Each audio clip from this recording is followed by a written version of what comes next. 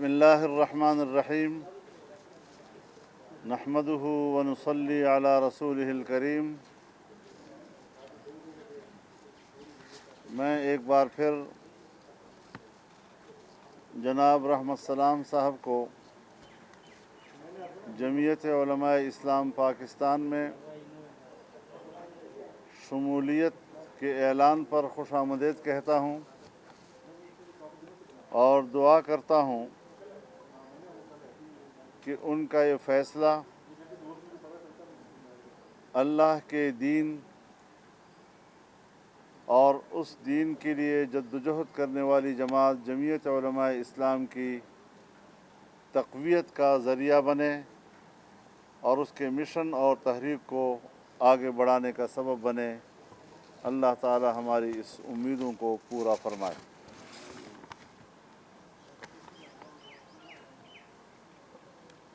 جمعیت علماء اسلام کی مرکزی مجلس عاملہ کا کل اجلاس ہوا۔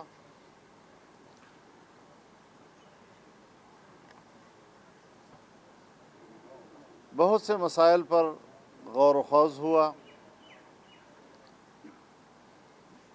اور اس حوالے سے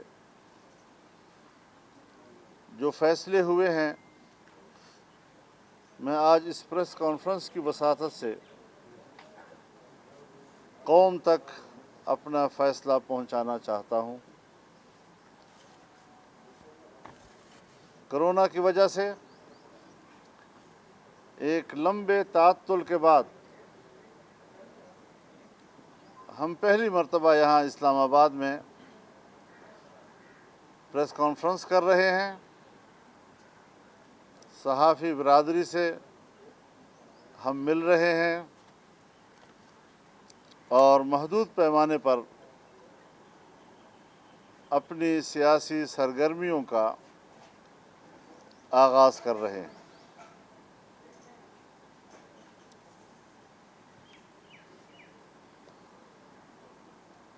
یہ بات بڑی واضح ہے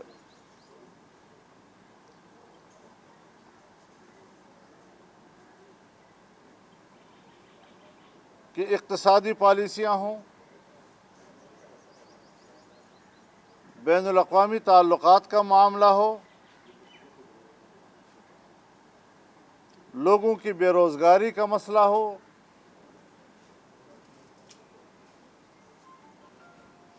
نوجوانوں کی بے روزگاری کا مسئلہ ہو، یا پھر کرونا وائرس سے پیدا ہونے والے وبا کا مسئلہ ہو، اپنی ناکام کارکردگی کی بنیاد پر حکومت خود کو نااہل ثابت کر چکی ہے۔ ملک معاشی طور پر دیوالیہ ہو چکا ہے۔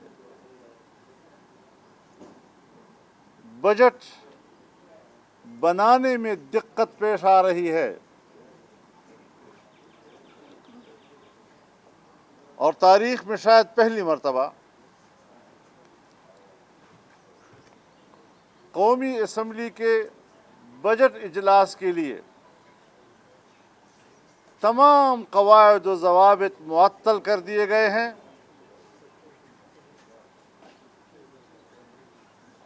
محدود پیمانے پر اراکین پارلیمنٹ کو ایوان میں بیٹھنے کی اجازت دی جا رہی ہے۔ یہاں تک کہ کٹوتی کی تحریکات جو اپوزیشن کا حق ہوا کرتا ہے اسی بھی متعلقہ محکمہ کمیٹی روم میں سنے گا اور ایوان میں اس پر بحث نہیں ہوگی۔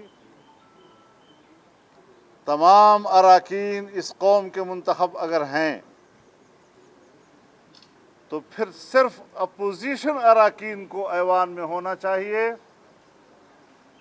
اگر وہ اراکین کو باہر رکھنا چاہتے ہیں تو پھر حکومت کرنے والی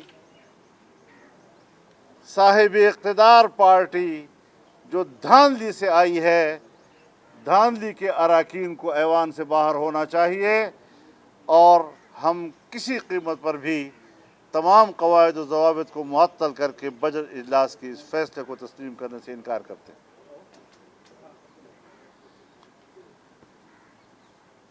یہ سب کچھ اس لیے کیا جا رہا ہے تاکہ ایوان ناکام بجٹ کے اوپر بحث نہ کر سکے، اس کی ناکامیوں اور کمزوریوں کو اجاگر نہ کیا جا سکے۔ یہ حربے اب نہیں چلیں گے۔ نہ اہل اسمبلی، اس کو حکومت کرنے کا حق ہی نہیں ہے۔ اخلاقی طور پر اگر ان میں جرت ہے تو وہ اعتراف کر لیں اور حکومت سے مستعفی ہونے کا اعلان کر دیں۔ جمعیت علماء اسلام نے ایوان میں بھرپور طور پر شرکت کرنے کا فیصلہ کیا ہے، اور یہ بھی فیصلہ کیا ہے کہ ہم تمام قواعد و ضوابط کو معطل کر کے اسپیکر کے اس طرح کے فیصلے کو تسلیم نہیں کریں گے۔ تمام اراکین ہمارے وہ عوام کے نمائندہ ہیں اور وہ عوام کی نمائندگی کا حق ادا کریں گے۔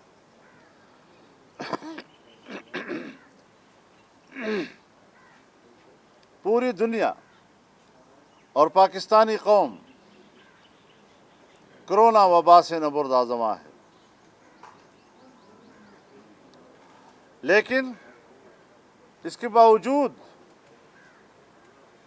کہ یہ پورے ایک قومی سطح کی وبا ہے، لیکن اس وبا میں بھی عوام کو ریلیف نہیں دیا جا رہا۔ لوگوں کے ٹیسٹ بڑی بڑی فیسیں لے کر ایک طرف کہا جا رہا ہے کہ ہم نے 500 ارب روپے خرچ کر دیے ہیں، ہم نے ہر مریض پر 25 لاکھ روپے خرچ کر دیے ہیں، اور دوسری طرف جب ٹیسٹ کرائے جاتے ہیں تو 8,000 سے 10,000 روپے تک کے اس پر فیس لیے جاتے ہیں۔ میرے خیال میں یہ ایک بہت بڑا ظلم ہے ان حالات میں کہ جب عام آدمی کو اتنے مہنگے داموں میں صرف اپنا ٹیسٹ کرانا ہوتا ہے۔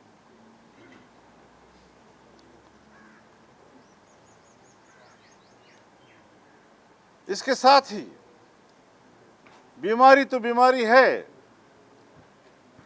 بیماری تو ہر دور میں ہوتی ہے، انسان سے وابستہ ہے۔ آج بھی 22 کروڑ عوام کے اندر روزمرہ کے وفات، اموات کی شرح بہت بڑی ہوتی ہے۔ 4,500 ہزار لوگ پورے ملک میں عام طور پر اموات کی شرح ہے، لیکن جس طریقے سے کرونا کے حوالے سے تمام وسائل استعمال کر کے خوف پیدا کیا جا رہا ہے، اور خوف پیدا کرنے کا کیا کہ علاج تو ہے نہیں، آپ کا مدافعتی نظام وہی مقابلہ کر رہا ہے، لیکن جتنا آپ اس کا خوف پیدا کریں گے اتنا آپ کا امیون سسٹم اور آپ کا مدافعتی نظام کمزور ہوتا جائے گا، اور آپ اس کے مقابلے کرنے کی صلاحیت سے محروم ہو جائیں گے۔ لہذا اس قسم کے رویوں کو تبدیل کر دیا جائے۔ ہم ایسے وقت میں یہ بھی کہنا چاہتے ہیں، ایک عجیب سی صورتحال پیدا کی ہے، اموات اس پہ مبالغہ بھی پیدا کیا جا رہا ہے۔ دل کا مریض ہے، فوت ہو گیا، کرونا کی وجہ سے فوت ہو گیا۔ گردوں کا مریض ہے، فوت ہو گیا، کرونا سے فوت ہو گیا۔ جگر کا مریض ہے، فوت ہو گیا، کرونا سے فوت ہو گیا۔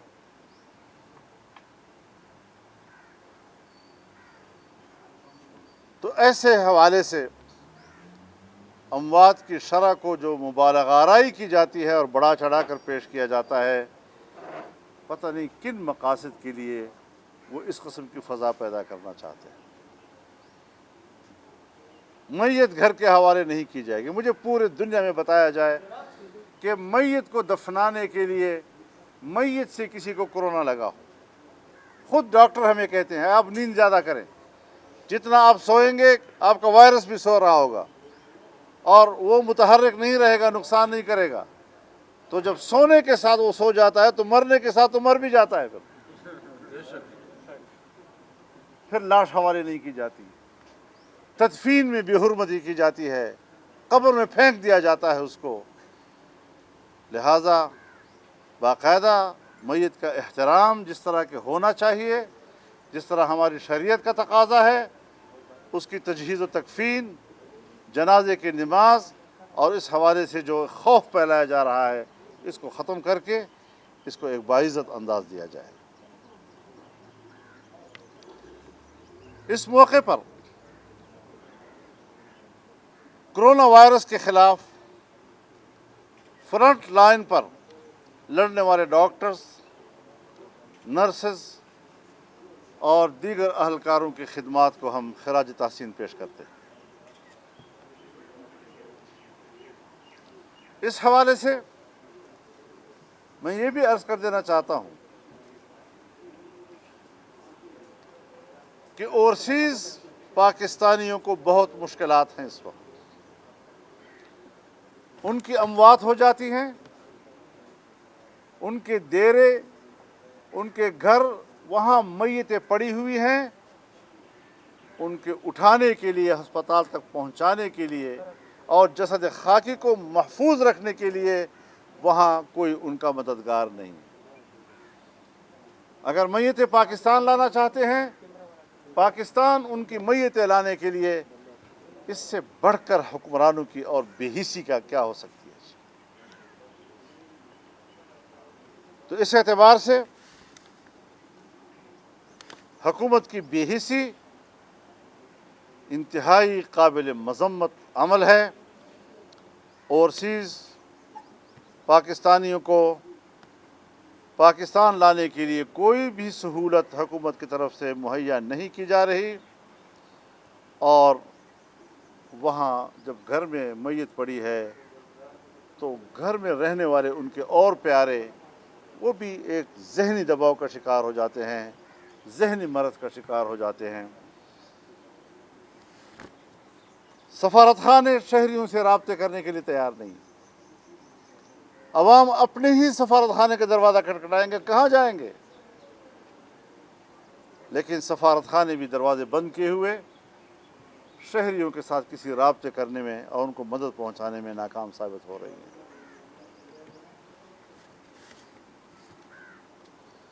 اس حوالے سے اوورسیز پاکستانیوں کے جو مطالبات ہیں، ان کی جو مشکلات ہیں، اس حوالے سے جمعیت علماء اسلام ان کی بھرپور حمایت کرتی ہے اور پورے ریاست نظام کو اس اہم ذمہ داری کی طرف متوجہ کرتی ہے جس حوالے سے حکومت اب تک مکمل ناکامی اور نااہلی کا بت بنی ہوئی ہے۔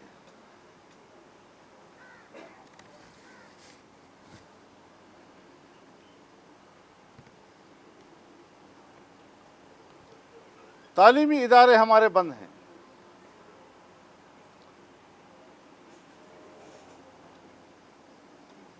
جس طرح سرکاری ادارے بند ہیں، جو ہی یہ وائرس پاکستان آیا تو دینی مدارس نے اپنی تعلیمی سرگرمیاں بند کر دی۔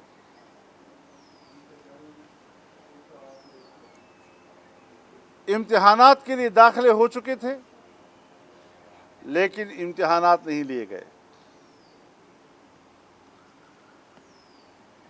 مساجد و مدارس سے تعاون کیا، حکومت کے ساتھ مذاکرات کیے،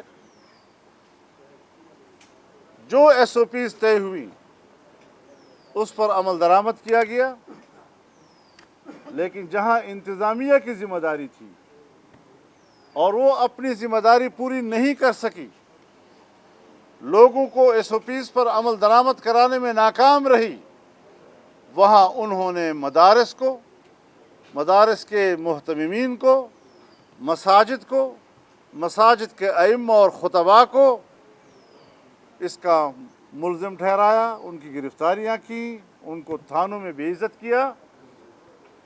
یہ کہاں کا رویہ ہے کہ اپنی ناکامی کسی دوسرے کے سر تھونپ دو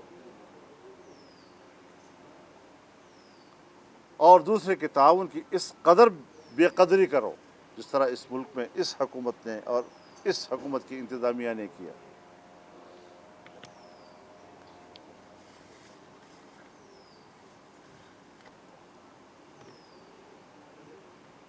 اب سوال یہ ہے کہ جہاں تک ہمارے ملک کے سرکاری تعلیمی ادارے ہیں ان کی جو چھٹیوں کا دورانیہ ہے وہ جون، جولائی اور اگست کا ہے۔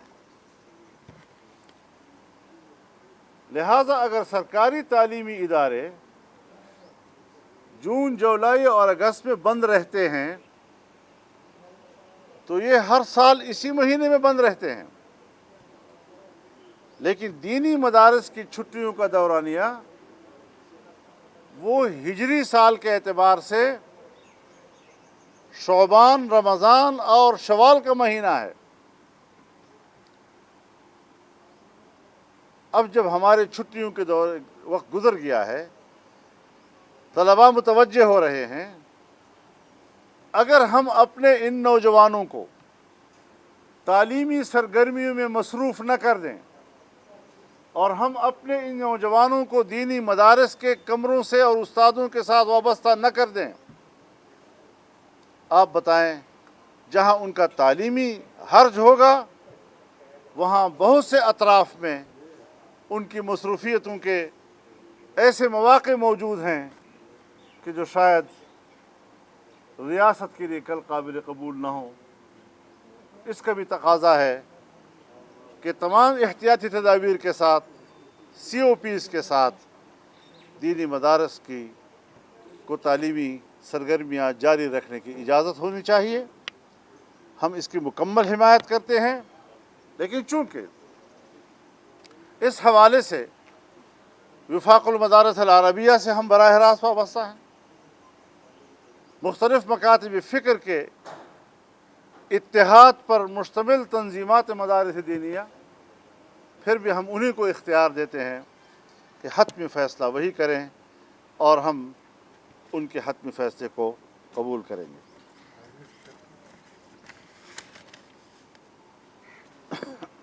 اسی طریقے سے جو پرائیویٹ تعلیمی ادارے ہیں، سکولز ہیں، کالجز ہیں، بلکہ یونیورسٹیاں ہیں، جو بچوں سے فیس لیتے ہیں اور وہ فیس لے چکے ہیں، لیکن اگر وہاں پر تعلیم نہیں ہوگی تو پھر صرف یہ نہیں کہ طالب علم کی تعلیم کو حرج ہوگا بلکہ وہ ادارے ہی بند ہو جائیں گے، لاکھوں کی تعداد میں طلباء تعلیم سے محروم ہو جائیں گے، بہت بڑی تعداد اساتذہ کرام کی بے روزگار ہو جائے گی، اور پرائیویٹ تعلیمی ادارے ملک بھر میں بند ہونے پہ مجبور ہو جائیں گے۔ اس پہلو کو بھی دیکھنا چاہیے کہ ایک طرف تو ہم احتیاط اور احتیاطی تدابیر کی بات کرتے ہیں، اداروں کو بند کرنے کی بات کرتے ہیں، لیکن دوسری طرف اس ملک میں اتنا بڑا نقصان تعلیم کے شعبے میں، اس کو بھی مد نظر رکھتے ہوئے کوئی متبادل طور پر نہیں سوچا گیا۔ اس حوالے سے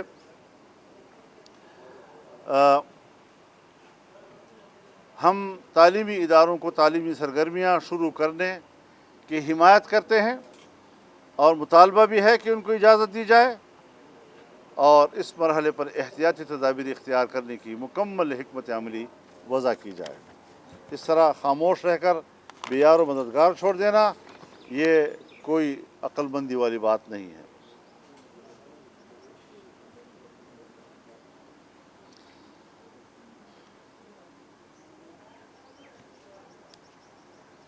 ملک بھر کے تاجر اور خاص طور پر میں مرکزی تنظیم تاجران پشاور اور دیگر جو تاجر تنظیمیں 2 روز پہلے وہاں پشاور میں جمع ہوئی تھیں اور مجھے انہوں نے دعوت دی، میں ان کے اس اجتماع میں شریک ہوا، میں نے ان کے کرب کو سنا۔ یقیناً ان کے جو مطالبات ہیں وہ حق بجانب ہیں، ہم ان کی حمایت کرتے ہیں۔ چھوٹے تاجر کرونا وائرس کے پھیلنے کو روکنے والے اقدامات سے بری طرح متاثر ہوئے ہیں، ان کے کاروبار کے تحفظ اور ان کے خاندانوں کو بے روزگاری سے بچانے کے لیے خصوصی ریلیف پیکیجز دینے کی ضرورت ہے، تاکہ ان کو کوئی متبادل روزگار بھی تو ہو۔ حکومت اپنی طرف سے، ریاست اپنی طرف سے ان کے خاندان اور ان کے بچوں کو تحفظ دینے کے لیے اقدامات کریں، ورنہ یہ تو بھوکے مر جائیں گے۔ اور جب بچے بلک رہے ہیں اور لوگ اس کو کچھ دے نہیں سکتے تو پھر لوگ خودکشی پہ آ کے مجبور ہو جاتے ہیں۔ تو ایسی صورتحال میں پھر اس کے علاوہ ایک خاص بات جو سامنے آئی ہے کہ چمن بارڈر کو سیل کیا گیا ہے افغانستان سے یا ایران کے ساتھ۔ ہمارے اور بھی راستے ہیں جو کھلے ہیں، بارڈرز کھلے ہیں، تجارتی راستے کھلے ہیں۔ چمن بارڈر سے بھی وہاں کے مقامی آبادی کا کاروبار وابستہ ہے، اور ان علاقوں کے عوام بری طرح ان کا کاروبار متاثر ہوا ہے، ہو رہا ہے۔ ضروری ہے کہ جس طرح تفتان بارڈر کھلا ہے، یہاں ہمارا تورخم بارڈر کھلا ہے، اسی طرح چمن بارڈر بھی اس کو بھی کھول دیا جائے تاکہ وہاں کے مقامی آبادی کی جو مشکلات ہیں وہ دور ہو سکیں۔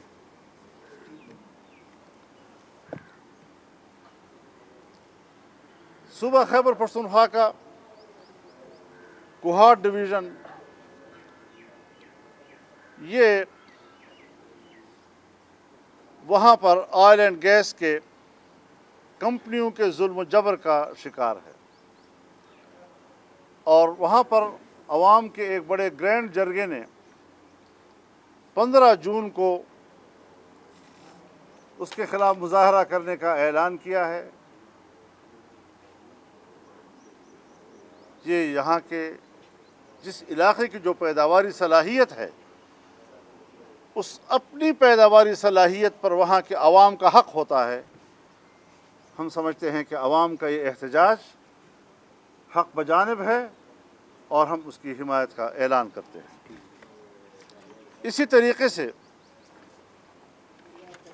میڈیا کے ذریعے جو خبریں آ رہی ہیں کہ پاکستان کا سب سے بڑا اسٹیل مل کا ادارہ، اس کے 9,500 ملازمین کو فارغ کیا جا رہا ہے۔ کل تک تو آپ کہہ رہے تھے کہ ہم لوگوں کو روزگار دیں گے، لیکن آج لوگوں سے روزگار چھیننا اور پھر اتنے بڑے اداروں کو بند کرنا، یہی در حقیقت حکومتوں کی نااہلی کی دلیل ہوتی ہے۔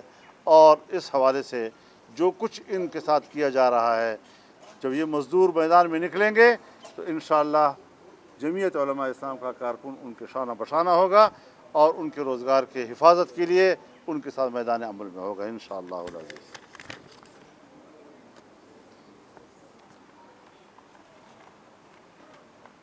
ہم بارہا اس بات کا ذکر کر چکے ہیں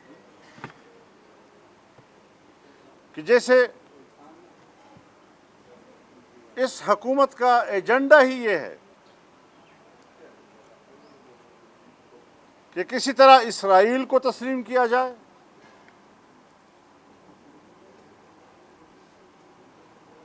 دنیا کی معیشت پر جو یہودیوں کا قبضہ ہے، پاکستان اور جنوبی ایشیا کی معیشت پر یہودیوں کے براہ راست قبضے کے لیے راستے ہموار کیے جائیں، اور عمران خان کی حکومت کا ایجنڈا بھی یہی ہے کہ یہودی دنیا کی معیشت پر قبضہ کرنے کے راستے کھولے جائیں اور اس میں ان کی معاونت کی جائے۔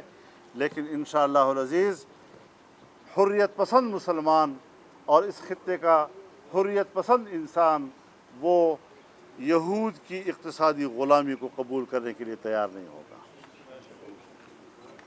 اسی طریقے سے وہ قادیانی طبقہ جو آئین کا انکار کرتا ہے، آج اگر کوئی کہتا ہے میں آئین کو نہیں مانتا، آئین کے اس ایک شق کو نہیں مانتا، ہم اسے غدار کہتے ہیں۔ اگر صوفی محمد ایسی بات کرتا ہے تو اس پر غداری کے مقدمے لگائے جاتے ہیں۔ لیکن پاکستان کی تاریخ میں ایوان کے اندر اگر کوئی سب سے پہلی ترمیم متفقہ ترمیم کی صورت میں پاس ہوئی ہے تو وہ قادیانی فرقے کو غیر مسلم اقلیت قرار دینے کی صورت میں پاس ہوئی ہے۔ یہ آئین کا تقاضا ہے جو ہم بات کر رہے ہیں۔ دیکھیے، کبھی قومی اقتصادی کونسل بنایا جاتا ہے اور اس میں قادیانی کو بطور رکن شامل کیا جاتا ہے، عوام کا رد عمل آتا ہے تو اس کو واپس کر لیتے ہیں، اور جب واپس ہو جاتا ہے تو کونسل ہی ختم ہو جاتی ہے۔ یعنی ان کو پاکستان کی اقتصادیات میں دخیل کرنے کی دلچسپی اس حد تک ہے موجودہ حکومت کی کہ یا تو وہ کونسل میں ہوں گے ورنہ پھر کونسل غیر مؤثر ہوگی۔ آج پھر جب اقلیتی کمیشن بنا تو پھر انہوں نے اس میں قادیانی کو اس کا ممبر بنایا۔ یقیناً اس پر ایک رد عمل آیا اور ان کو یہ فیصلہ واپس لینا پڑا، لیکن ساتھ ساتھ ہمارے اسکولوں میں، تعلیمی اداروں میں نصاب میں تبدیلی کی کوشش کی گئی تاکہ نئی نسل وہ ختم نبوت کے عقیدے سے جاہل رہے، اس کو پتہ ہی نہ ہو کہ ہمارے اسلام کے اندر عقیدہ ختم نبوت کا مقام کیا ہے۔ تبدیل کرتے ہیں، پھر واپس لے لیتے ہیں، لیکن اس کی ذہنیت کا اندازہ تو لگ جاتا ہے کہ حکومت کی اپنی خواہش کیا ہے۔ لہٰذا اس حوالے سے بھی قوم کو جاگے رہنا چاہیے۔ ہمارے ایمان کا تقاضا یہ ہے کہ ہم اس ملک کے نظام تعلیم کو مکمل اسلامی بنائیں اور نئی نسل کے اعتقادات کی صحیح رخ پر تربیت کریں، ان کو تعلیم دیں، اور ملک کی نظام میں آئین کے باغیوں کے لیے ہمارے پاس کوئی گنجائش نہیں ہونی چاہیے۔